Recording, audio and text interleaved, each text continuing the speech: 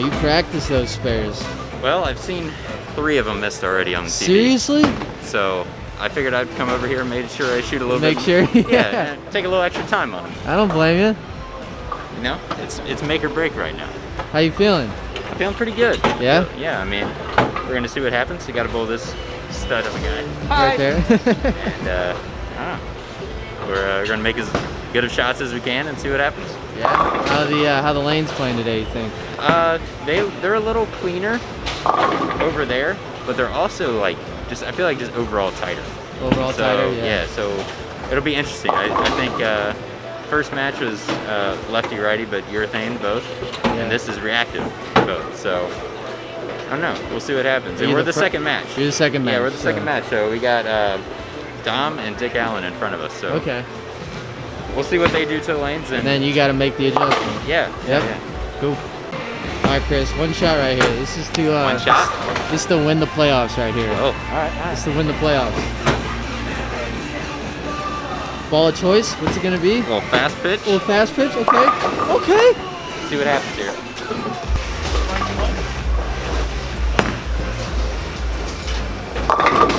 Ayo. Hey, congrats. You just won 100 Thanks, grand. man. You can go home now. Yeah. Appreciate it. Guys, tournament's over. Oh, Everyone. Shut it down.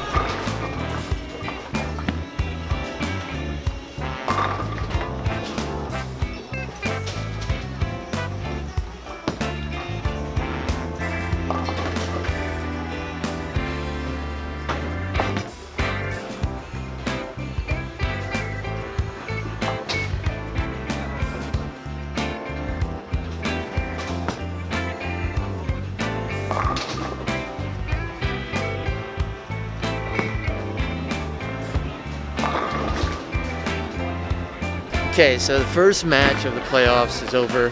By the time you guys see these vlogs, it'll already aired, so I can tell you. Tommy Jones lost by 1 pin to Buttref. Apparently Buttref struck out in the 10th. I didn't see it, I wasn't here, but that's a sick way to start the playoffs. Unfortunate for Tommy, but good match. That's what we want. So right now, Norm and Frankie are bowling the second match for that little showing. That's all gonna air tonight while I'm filming this, so today is the 10th, so it'll air tonight, later tonight.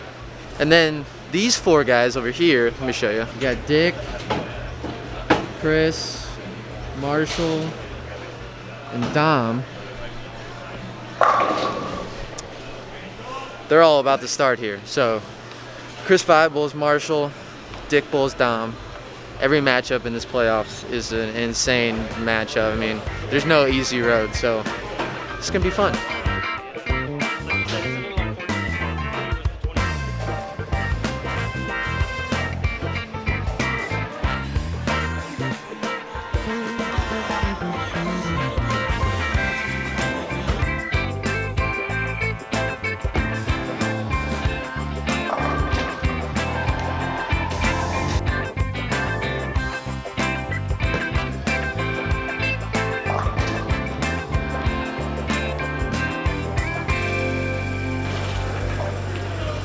All right, Butters, you won by 1. I heard you struck out in the 10th.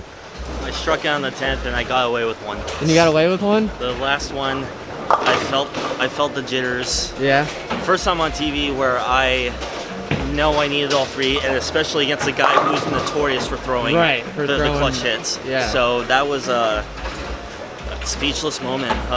Were you nervous? Oh, dude, you have no idea. So I was more nervous about TJ getting. Well, I was more intrigued in the fact because I was like, I know I need a double, but I was more focused on his fill ball. Yeah. Because his fill ball is what forces me to get all 3 in the 10th. Right. So now knowing what I need, I know I need all 3. So I just kind of, the first 2 shots, I just had that mindset. I was like, go strike. Yeah. And then in the back of my mind, I just threw the double and I looked up and I'm like, oh crud, I could get this one to win by a pin. To win by a stick. And got away with you one. did it. Did it. Hell yeah, brother. First round done. Thank you. There you go.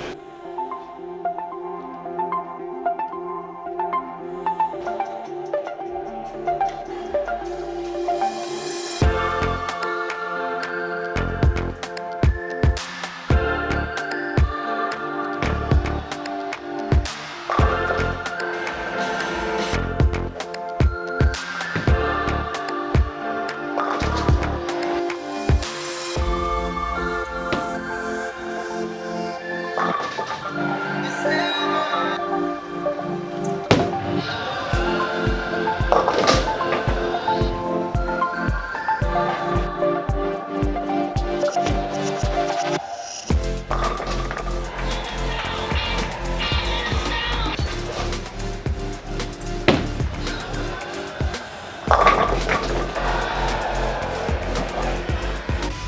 right, a little mid-game update on the Vi Marshall Kent match.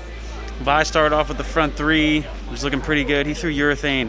He was planning on throwing urethane the whole time, pretty much, when he was warming up, when he was practicing, and then he got to the TV pair. And they do what they do a lot. They play different. He decided to go with an IQ Tour ball. He hasn't really thrown a whole lot, moved a bunch left, and he started off with the front three, so very, very good. But Marshall goes spare, three-bagger, and then spare, I think. So going into the sixth frame, Marshall has a little bit of a lead. But Marshall's actually looking really good. Despite all the issues that he's had in his life the past couple weeks, he's looking really strong and really good. So, and then Chris is as well. So should be a close one. Should come down the 10th.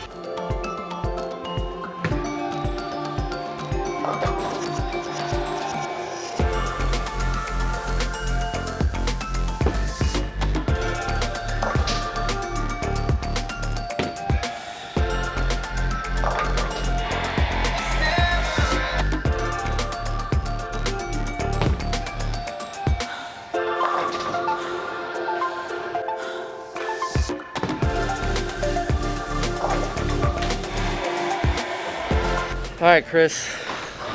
Yeah. Match is over. What'd you think? I mean, I bowled a really good game, so I can't be too upset with the result. After practice, it looked like I was gonna shoot. I don't know. It looked like I was gonna battle Nick for low game, low game on tour. So it was bad. And if you look early in the vlog, Chris was kind of set on throwing the fast pitch. Yeah. And then he threw a bunch of shots in practice and was like, this is not gonna work. Yeah, so we get 8 shots of practice when we come over here to the TV pair. And 6 of the 8 I threw with urethane, and it was atrocious. Like, it was not good at all. Like, the lanes hooked super early, so it just got offline, never went through the pins the right way. So basically I had 2 shots with the reactive ball, and neither of them looked very good either. But I knew for a fact I wasn't gonna be able to beat Marshall with the urethane ball. So I stuck with the reactive ball, somehow made a really good guess. Started with the first 3. You started packing them. I was like, well, that's not the urethane ball. I know, yeah. So it actually felt pretty good. I had 1 bad shot early in the game, and yeah. I mean, I had a chance to win in the 10th, and I made some really good shots. Rung a 10. But yeah, I mean, you put yourself there. Yeah. And to you guys back at home, that's what's one of the big difficulties. We have practice pairs. You can have a game plan, the certain ball could be looking really, really good, and then you come to the TV pair and it looks terrible, and your whole game plan that you had gets thrown out the window. So when you see guys and they're doing really well on TV, just know that that's one of the things they're struggling with. You know, sometimes what they thought the lanes were going to play like going into that match, it's completely different. So as a bowler, especially on the pro level, you got to be able to make those quick changes. And to shoot 212 and put yourself there after pretty much throwing your other game plan out the window is amazing. And the crazy part was we actually got practice on the TV pair earlier in the day, and the urethane ball looked good. Really? Yeah. So that was the crazy thing. And then they got re-oiled 2 more times, and it looked terrible. Plus, we were the second match after the re-oil, so I think that could have played a part in it too. But yeah.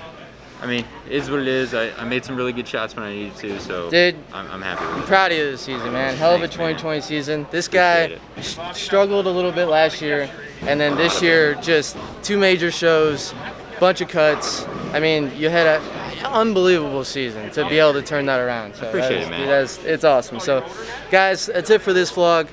Chris, congratulate him on a hell of a 2020 season. The rest of us got some matches to bowl. We'll see you next time.